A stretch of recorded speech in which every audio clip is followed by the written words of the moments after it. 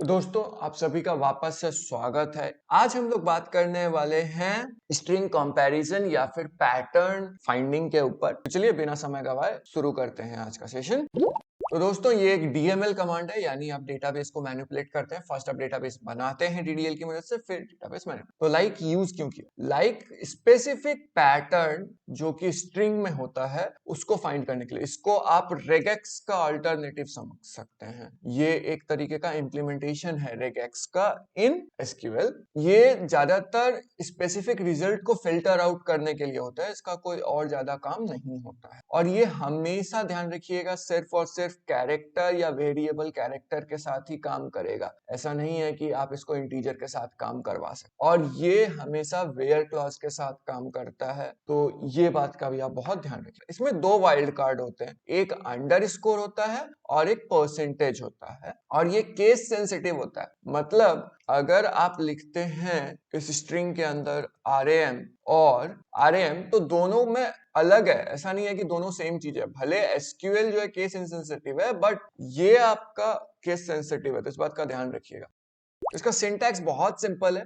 ये जो है ये मैंने आपको फिल करने के लिए दिया है इतना पार्ट, क्योंकि अभी तक में आप इतने प्रोफिशिएंट हो गए होंगे। तो ये आपका होमवर्क है, कमेंट सेक्शन में बताइएगा कि यहाँ पे क्या भराएगा। उसके बाद वेयर जो भी आपको कॉलम नेम के ऊपर कंपैरिजन करना है या पैटर्न फाइंड करना है, वो लाइक अंडरस्कोर आइदर या फिर परसेंटेज। तो आखिर इसमें डिफरेंस क्या है अंडरस्कोर परसेंटेज? तो अंडरस्कोर सिंगल वैल्यू के लिए होता है। क्या इसका मतलब है, ये जब प्रैक्टिकल देखेंगे तब आप समझिएगा। और परसेंटेज जो होता है वो मल्टीपल वैल्यूज को भी काउंट करता है। एक बात और ध्यान रखिएगा कि अगर आपको पर्टिकुलरली एक स्पेस को काउंट करना है तो आपको स्पेस देना पड़ेगा। तो अभी तक हमने थ्योरी देखी, अब हम लोग इसका प्रैक्टिकल देखते हैं। तो चलिए पीजी एडमिन पे चलते हैं।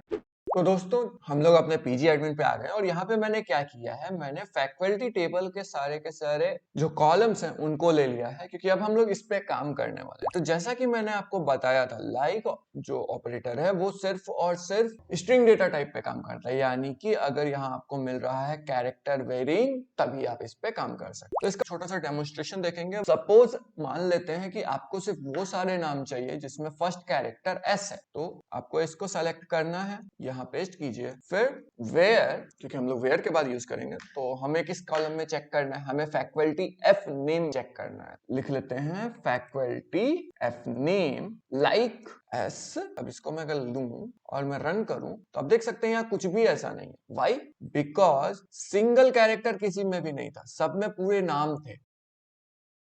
अब मैं इसको रिमूव करके परसेंटेज कर दूं और फिर मैं इसको सेलेक्ट करूं, तो आप देख सकते हैं सारे के सारे नाम आ रहे हैं। इसका मतलब क्या होता है? इसका मतलब ये है कि परसेंटेज जो है उसको कोई फर्क नहीं पड़ता एक कैरेक्टर है, दो कैरेक्टर है, या तीन कैरेक्टर है, या n कैरेक्टर्स है। उसको सिर्फ ये है कि बाद में कैरेक्टर्स होने चाहिए।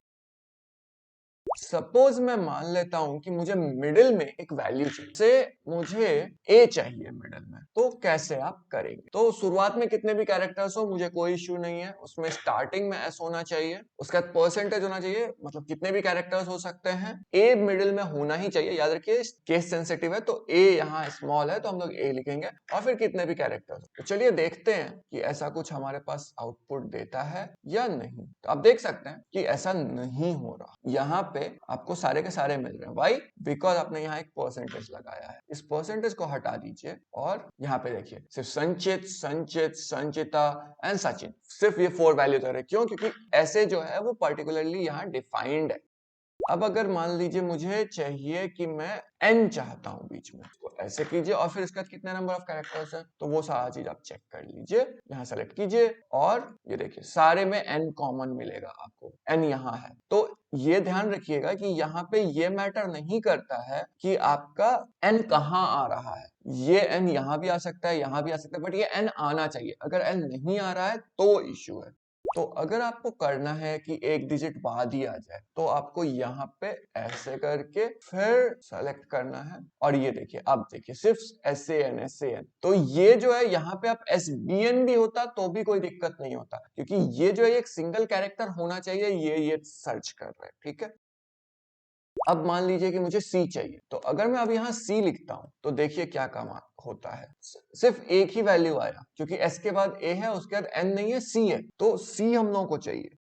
अब सिमिलरली जैसे हमने फर्स्ट में किया था वैसे हम लोग लास्ट के वैल्यूज के लिए भी कर सकते। सपोज मेरे को ऐसा वैल्यू चाहिए जिसमें लास्ट में n आता, जैसे कि अभी सचिन आया हुआ है, राइट? तो इसको मैं लिया, सेलेक्ट किया और मैंने रन कर दिया। अब देख सकते हैं n आ रहा है। तो यहाँ जितने भी वैल्यूज हो उससे कोई फर्क नहीं पड़ता, बट यहाँ पे लास्ट में n होना ही चाहिए। अब सपोज मैं चाहता हूं कि n के बाद एक और कैरेक्टर हो, तो देखें ऐसा कोई नेम पर पर्टिकुलरली है, तो आप देखिए n के बाद एक कैरेक्टर।